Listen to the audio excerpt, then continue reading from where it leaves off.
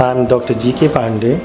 I have done PhD in IVF and I have around 20 years experience in this field. Now I am working as a IVF specialist, senior embryologist and IVF lab in charge in this hospital. आज मैं आपको ये बताने की कोशिश करूँगा अपने माध्यम के द्वारा कि इनफर्टिलिटी या निसंतानता बेसिकली क्या है और इसमें मेल फैक्टर पुरुष का कितना रोल है। आज के टाइम में पुरुषों का भी 50% रोल है इनफर्टिलिटी या आईवीएफ में। प्राचीन समय में लोग इसको ज़्यादा अहमियत नहीं देते थे, लेकिन आज के टाइम में पुरुष और स्त्री दोनों बराबर के इस चीज़ के लिए हकदार हैं। और इसका मेन जो कारण है पुरुषों का वो है उनकी जीवन शैली। सबसे ज़्यादा जो पहला प्रभाव पड़ा है वो हमारी जीवन शैली में ये है कि तनाव होने की वजह से, बीपी हाई होने की वजह से कई पुरुषों में हार्मोन्स की कमियां हो जाती हैं।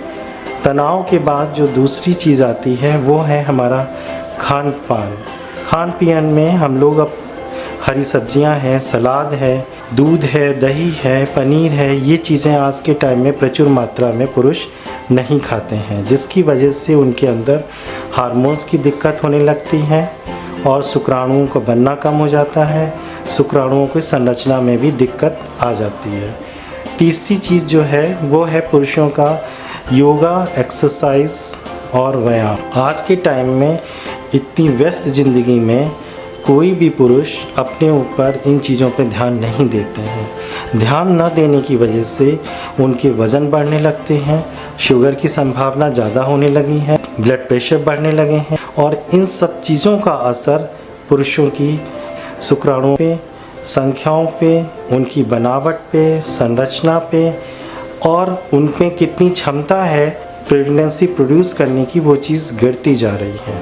अब मैं आपको ये बताने जा रहा हूँ कि अगर हम किसी को प्रेगनेंसी के लिए तैयार करते हैं, किसी दंपति को, और उसको प्रेगनेंसी नहीं होती है तो उसमें कौन कौन से तरीके अपनाए जाते हैं। पहला जो तरीका है वो एक बहुत सिंपल तरीका है, उसको हम कहते हैं आईयूआई। उन मरीजों को हम करते हैं जिनकी या तो एक तरफ की ट्यूब बंद होती है फीमेल में और जिनके हस्बैंड के शुक्राणुओं की संख्या बहुत कम है या बहुत कम चलने वाले हैं। ऐसे मरीजों में हम कोशिश करते हैं कि स्त्री में जिधर एक तरफ ट्यूब खुली हुई है उधर ही हम अंडे को बनाएं और जब अंडा बन के तैयार हो करके फूट करके जब बच्चेदानी में पहुंचता है तो उसी टाइम हम हस्बैंड से शुक्राणु लेके उसको वॉश करते हैं और वॉश करने के बाद में उसको हम अंदर गर्भाशय में डाल देते हैं। शुक्राणुओं को वॉश करके हम उधर ही डालते हैं जिधर की ट्यूब खुली होती है। ये एक बहुत आसान तरीका है, ये किसी भी पर्टिकुलर लैब में किया जा सकता है। इसके लिए कोई बहुत ज़्यादा मशीनों और लैब की ज़रूरत नहीं होती है। दूसरा तरीका ये है कि उसको हम कहते हैं टेस्ट ट्यूब बेबी।